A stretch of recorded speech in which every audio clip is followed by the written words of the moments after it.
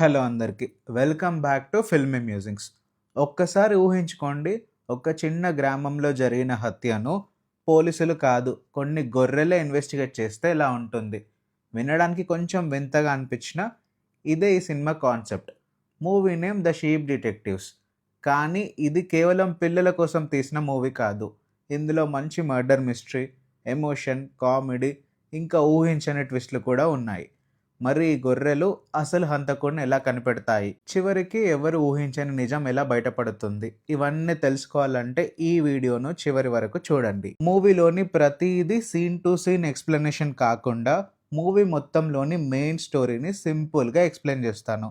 ఒకవేళ మీకు నా ఎక్స్ప్లెనేషన్ నచ్చితే ఖచ్చితంగా సబ్స్క్రైబ్ చేసుకోండి. మరి ఇంకెందుకు ఆలస్యం, కథలోకి వెళ్ళిపోదాం. ఇక షీప్ డిటెక్టివ్స్ కథ గురించి వస్తే, ఇంగ్లాండ్లోని ఒక చిన్న గ్రామంలో జార్జ్ అనే వ్యక్తి గొర్రెలను పెంచుకుంటూ ప్రశాంతంగా జీవిస్తుంటాడు. అయితే అతనికి ఒక విచిత్రమైన అలవాటు ఉంటుంది. ప్రతిరోజు తన గొర్రెలకు మర్డర్ మిస్టరీ కథలను చదివి వినిపిస్తుంటాడు. అలా కథలు వింటూ వింటూ గొర్రెలు కూడా చిన్న చిన్న విషయాలను గమనించడం నేర్చుకుంటాయి. అయితే వాటికి ఒక వింత నమ్మకం కూడా ఉంటుంది. ఎవరైనా చనిపోతే వాళ్ళు నిజంగా చనిపోరు, మేఘాలుగా మారిపోతారని అవి నమ్ముతుంటాయి. జార్జ్ దగ్గరున్న ప్రతి గొర్రెకు ఒక ప్రత్యేకమైన స్వభావం ఉంటుంది. ఇంకా ప్రతి గొర్రెకు ఒక పేరు ఉంటుంది. మందలోని గొర్రెలు అందరినీ ఒకేలా చూడవు. శీతాకాలంలో పుట్టిన గొర్రెలను అవి పట్టించుకోవు, దూరంగా పెడుతుంటాయి. వింటర్లో పుట్టిన ఒక చిన్న గొర్రె పిల్లను కూడా ఇలానే దూరం పెడతాయి. మనకి ఈ మూవీలో 3 గొర్రెలు హైలైట్ అవుతాయి. వాటిలో లిల్లీకి డిటెక్టివ్ కథలు అంటే చాలా ఇష్టం. మోపుల్ మాత్రం చాలా తెలివైనది. మిగతా గొర్రెలా కాకుండా తను చూసిన ప్రతి విషయాన్ని ఎప్పటికీ మర్చిపోడు. అందుకే మందలో జరిగిన చిన్న చిన్న విషయాలను కూడా తను గుర్తుపెట్టుకుంటాడు. ఇక సెబాస్టియన్ విషయానికి వస్తే, సెబాస్టియన్ని జార్జ్ ఒక కార్నివాల్ నుండి కాపాడుతాడు. జార్జ్ మీద అతనికి చాలా అభిమానం ఉంటుంది. ఇంకోటి ఏంటంటే, సెబాస్టియన్ కూడా ఒక వింటర్ షీప్. ఒకరోజు ఉదయం జార్జ్ తన ఇంటి బయట చనిపోయి కనిపిస్తాడు. అందరూ జార్జ్ నార్మల్గానే చనిపోయాడని అనుకుంటారు. కానీ అక్కడికి వచ్చిన ఒక రిపోర్టర్ మాత్రం ఇది హత్య కాదు అని అనుమానిస్తాడు. దీంతో పోలీస్ టీం కూడా దర్యాప్తు మొదలు పెడతారు. జార్జ్ చనిపోయిన తర్వాత సెబాస్టియన్, లిల్లీ ఇంకా మోపుల్ ఈ 3 గొర్రెలు కలిసి అసలు హంతకుడు ఎవరో కనిపెట్టాలని నిర్ణయించుకుంటాయి. కొన్ని రోజుల తర్వాత జార్జ్కు రెబేకా అనే కూతురు, పీటర్ అనే కొడుకు ఉన్నారని తెలుస్తుంది. కొత్త వీలునామా ప్రకారం జార్జ్ ఆస్తి మొత్తం రెబేకాకే వెళ్ళబోతుంది. దీంతో అందరి అనుమానం ఆమెపైనే పడుతుంది. అంతేకాకుండా దొరికిన కొన్ని ఆధారాలు కూడా రెబేకాకే వ్యతిరేకంగా ఉంటాయి. దీంతో పోలీస్ టీం ఆమెను అరెస్ట్ చేస్తాడు. కానీ లిల్లీకి మాత్రం ఏదో తేడాగా అనిపిస్తుంది. అసలు హంతకుడు ఇంకెవరో ఉన్నారని తను గట్టిగా నమ్ముతుంది. ఇంకోవైపు గొర్రెలకు మరో పెద్ద ప్రమాదం ఎదురవుతుంది. వాటిని మాంసం కోసం అమ్మేయాలని ప్లాన్ చేస్తున్నారని తెలుస్తుంది. ఆ సమయంలో సెబాస్టియన్ మిగతా గొర్రెలను కాపాడే ప్రయత్నంలో తన ప్రాణాలను త్యాగం చేస్తాడు. సెబాస్టియన్ మరణం లిల్లీ జీవితాన్ని పూర్తిగా మార్చేస్తుంది. ఈ సంఘటన తర్వాత లిల్లీకి ఒక విషయం అర్థమవుతుంది.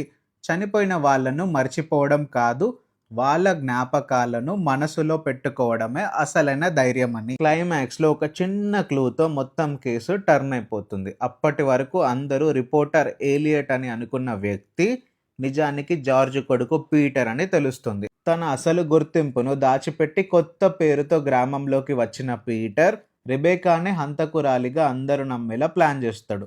ఎందుకంటే రెబేకాకి శిక్ష పడితే తండ్రి ఆస్తి మొత్తం తనకే దక్కుతుందని అతని ప్లాన్. కానీ చివరికి అతని ప్లాన్ పూర్తిగా ఫెయిల్ అవుతుంది. పోలీస్ టీం నిజాన్ని కనిపెట్టి పీటర్ను అరెస్ట్ చేస్తాడు. రెబేకా నిర్దోషిగా బయటపడుతుంది. ఆ తర్వాత రెబేకా తన తండ్రి గొర్రెలన్నిటినీ కాపాడుతూ వాటికి కొత్త జీవితాన్ని ఇస్తుంది. చివరికి కేసు సాల్వ్ అయిన తర్వాత లిల్లీ పూర్తిగా మారిపోతుంది. మొదట్లో శీతాకాలంలో పుట్టిందని అందరూ దూరం పెట్టిన ఆ చిన్న వింటర్ షీప్ను ఇప్పుడు లిల్లీ తన కుటుంబ సభ్యుడిగా అంగీకరిస్తుంది. అంతేకాదు దాన్ని దత్తత కూడా తీసుకుంటుంది. తనకు ఎంతో ఇష్టమైన జార్జ్ జ్ఞాపకంగా దానికి జార్జ్ అనే పేరు పెడుతుంది. ఈ ఒక్క సీనుతో డైరెక్టర్ ఒక మంచి మెసేజ్ ఇస్తాడు.